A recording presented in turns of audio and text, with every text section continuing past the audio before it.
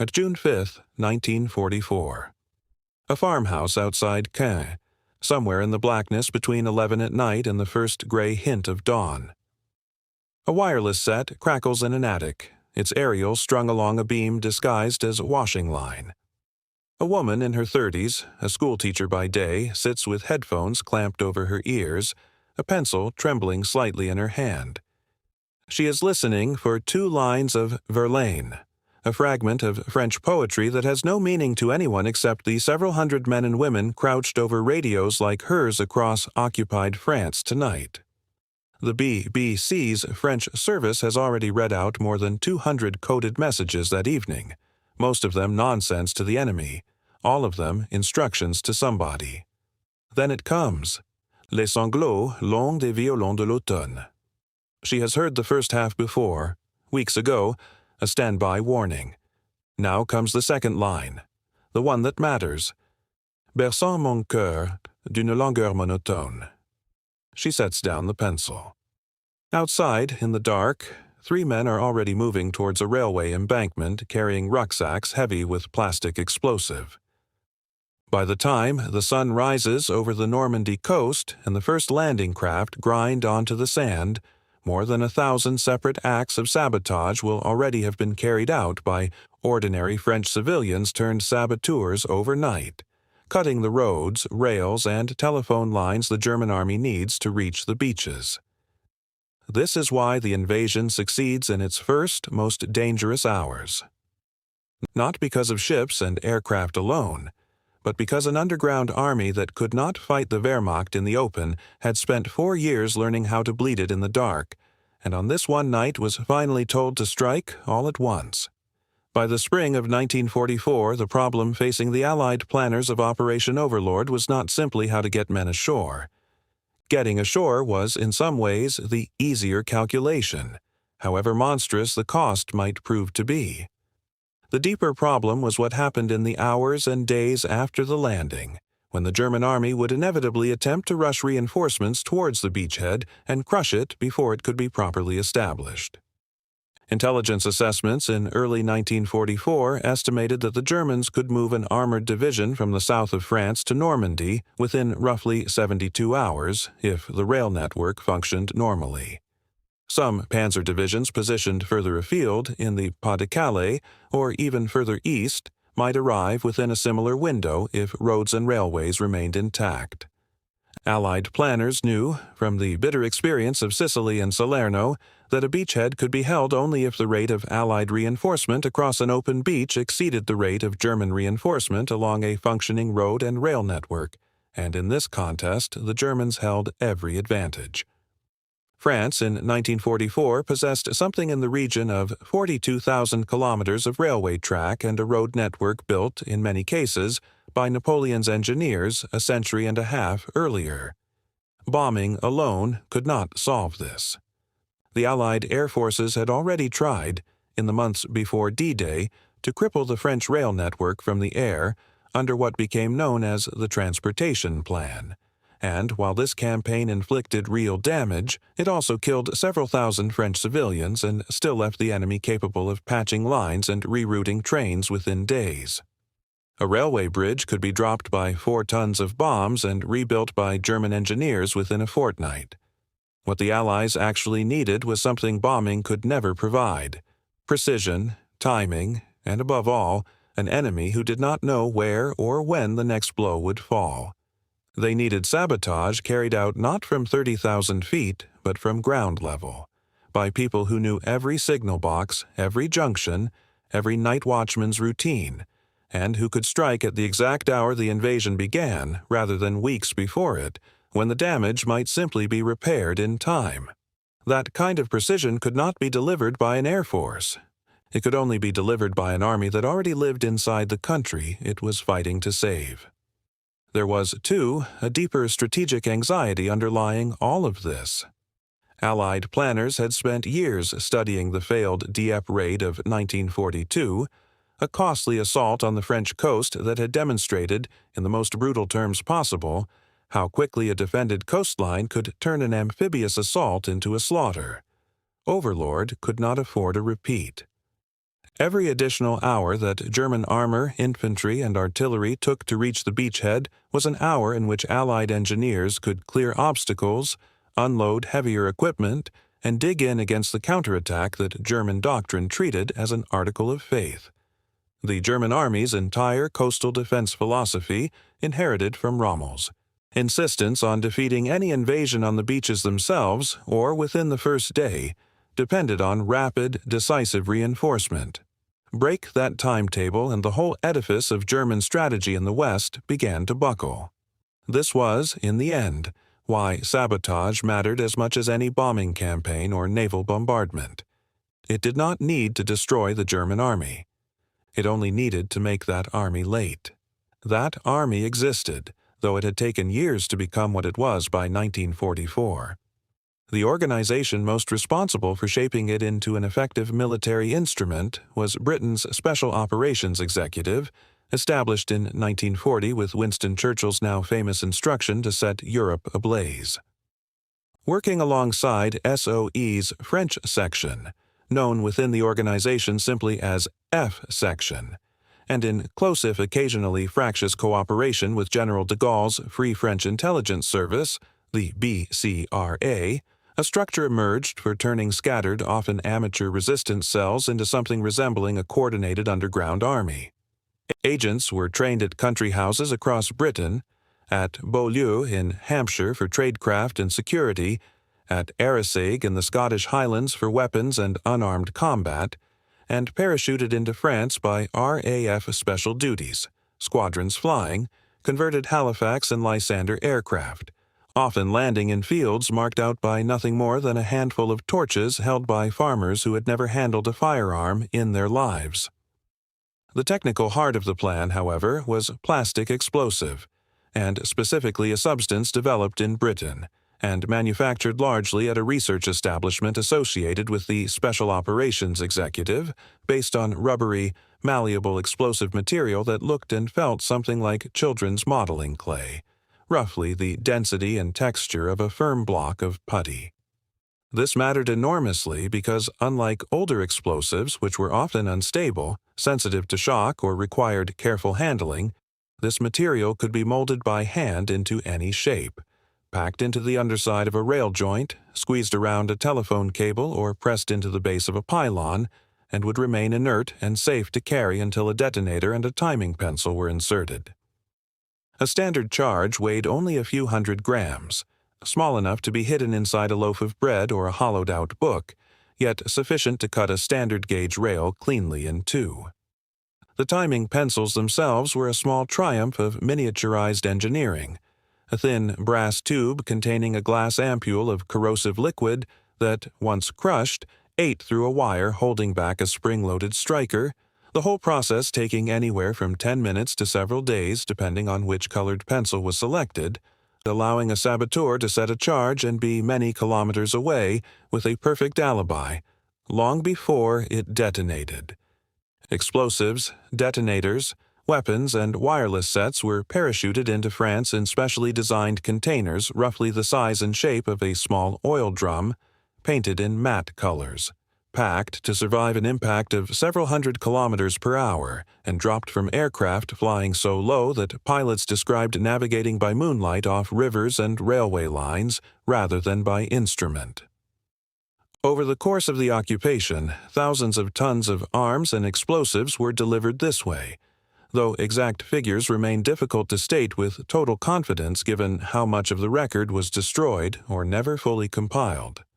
What is not in dispute is that by the spring of 1944 there existed, scattered across France in small isolated cells, rarely numbering more than half a dozen people who often did not know one another's real names, an underground force estimated at somewhere between 100,000 and 400,000 men and women, with at least some connection to organized resistance activity. A number so imprecise partly because the nature of the work demanded that almost nobody kept a list. The plan for using this force on the night of the invasion had been developed over many months and was divided, with a certain bureaucratic neatness that belied its violence, into 3 separate sabotage programs, each triggered by its own coded message broadcast over the BBC. Plan Vert targeted the railways specifically, aiming to sever the lines the Germans would need to move reinforcements north towards the beaches. Plan Blue targeted the electrical power network feeding factories and military installations. Plan Violet targeted underground telephone cables, forcing German commanders to rely on wireless communication that could be intercepted by Allied listening stations. On the night of 5th to 6th June, all three plans were activated simultaneously across the country, a decision made partly out of necessity and partly because Allied commanders had concluded that a general uprising in the days immediately following the landing carried too great a risk of a premature, poorly coordinated rising being crushed before it achieved anything.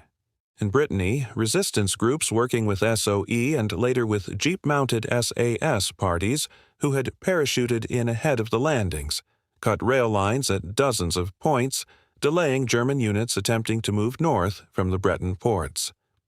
Local accounts from the period describe farmers hiding containers of explosive beneath manure heaps, and schoolboys acting as lookouts on bicycles, watching for German patrols while older men worked on the rails below, a division of labor that had become almost routine by the fourth year of occupation. In the Massif Central and the Dordogne, resistance groups harassed the 2nd SS Panzer Division, Das Reich, as it attempted to move from Montauban towards Normandy, a journey that should have taken roughly 3 days and instead took closer to a fortnight, though it is worth being honest that the delays inflicted by resistance sabotage on Das Reich's march are still debated by historians, some of whom attribute more of the delay to fuel shortages, mechanical breakdown, and Allied air attack than to the Maquis directly, even as the sabotage certainly played a real and documented part. Telephone exchanges were blown in Caen itself. Railway signal boxes across Normandy and further afield fell silent within hours of the coded broadcasts. German after-action reports from the period, some of which survive in captured archives, describe a communication system that had, in the words of one staff officer, effectively collapsed overnight, forcing local commanders into a fog of uncertainty about troop movements, enemy positions, and even basic questions of where their own reinforcements had got to. If you are finding this interesting, a quick subscribe helps more than you know, and there is a great deal more to come about how this compares to what the Germans and the Americans were doing at the same moment.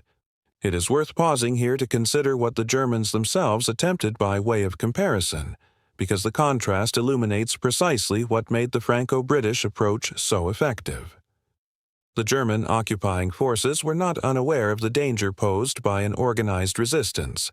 and from 1942 onward increasingly deployed anti-partisan units, including dedicated security divisions, to hunt down Maquis groups in areas like the Vercors and the Massif Central, employing methods that ranged from conventional counterinsurgency sweeps to reprisal massacres against civilian populations, most infamously at Oradour-sur-Glane, where more than 600 men, women, and children were murdered by soldiers of Das Reich in the days following the invasion, an act widely understood as retaliation connected to the very delays the resistance had inflicted upon that division's march north. The German approach, in other words, was fundamentally reactive and punitive, designed to deter resistance through terror rather than to preempt it through intelligence and precision sabotage,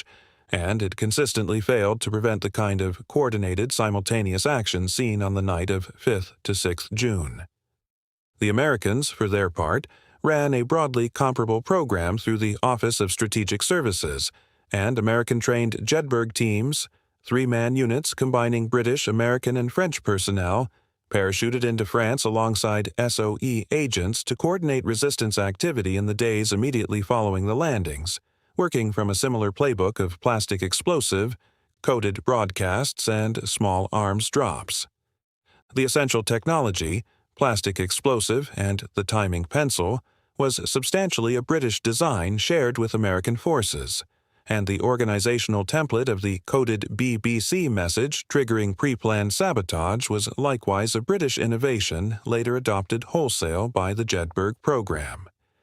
It is also worth noting how differently the Soviet partisan movement, operating on a vastly larger scale on the Eastern Front, approached the same basic problem. Soviet partisan brigades, often numbering in the thousands and operating with the tacit or open support of the Red Army, could mass sufficient force to hold territory outright for periods of time, something the far smaller, more dispersed French Maquis groups were rarely able to attempt. The French resistance, by contrast, was built almost entirely around the principle of disappearing after every action, striking and melting back into ordinary civilian life within the hour, a model shaped as much by the density of German occupation forces in France as by any doctrinal preference, and one that placed correspondingly greater weight on secrecy, cellular structure, and the kind of precision explosive engineering that Britain had spent years perfecting. Where the British and French effort differed most sharply from anything the Germans achieved was in its combination of patience and precision. 4 years of slowly building trusted networks, recruiting and training individuals who blended invisibly into their own communities, set against a single night of overwhelming, coordinated action, rather than the scattered, opportunistic sabotage that had characterized earlier years of the occupation. The historical impact of that single night and of the broader resistance sabotage campaign it capped remains a subject that honest historians continue to debate rather than one that can be stated with total confidence.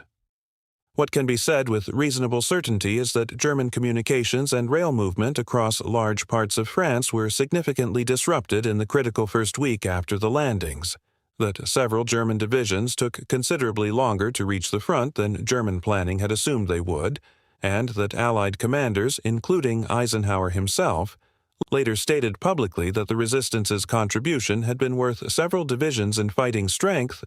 though such a figure is inevitably an estimate rather than a precise calculation.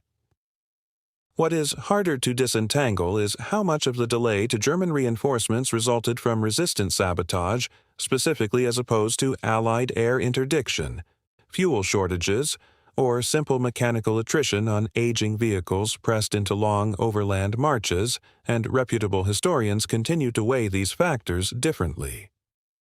What is not in dispute is the psychological effect on German forces attempting to operate in what they had assumed was pacified territory, an effect described repeatedly in German records as a sense of being surrounded by an enemy who could strike from anywhere and nowhere, undermining morale and consuming disproportionate numbers of troops in rear area security duties that could otherwise have reinforced the front.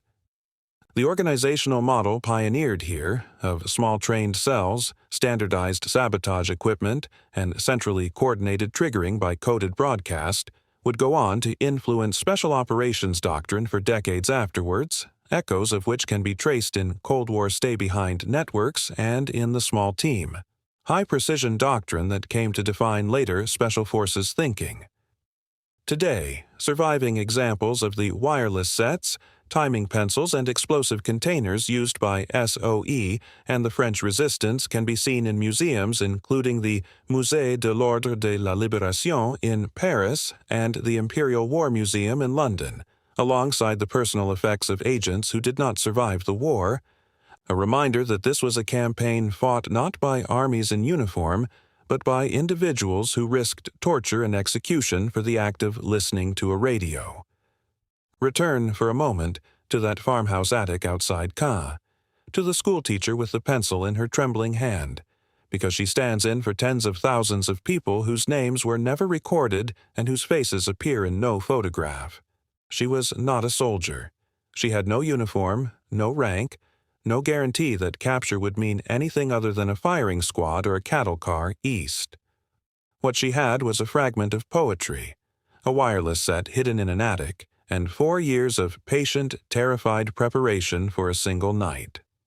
Multiply her by 100,000, by 400,000, scattered the length and breadth of the occupied country, each one waiting for 2 lines of Verlaine to tell them the waiting was finally over. What they achieved between 11 at night and dawn cannot be measured in the tidy language of military statistics, in divisions delayed or bridges dropped, however real those numbers were. It has to be measured instead in the simple, staggering fact that an occupied population, forbidden weapons, forbidden radios, forbidden the right even to gather in groups of more than a handful, organized itself into a functioning army and struck its occupier in 1,000 places at once, on the single night it mattered most. The soldiers on the beaches at dawn knew none of this. They saw only sand and wire and fire, but behind them, in the dark countryside they were fighting towards, the roads had already begun to fail, the telephones had already gone silent, and the trains that should have carried death towards them were, in villages and junctions across France, no longer running at all. That is the story bombs and beaches alone can never quite tell. It was written instead in pencil, in code, in the quiet courage of people who had no right to call themselves soldiers and every right to be remembered as some of the most effective ones of the entire.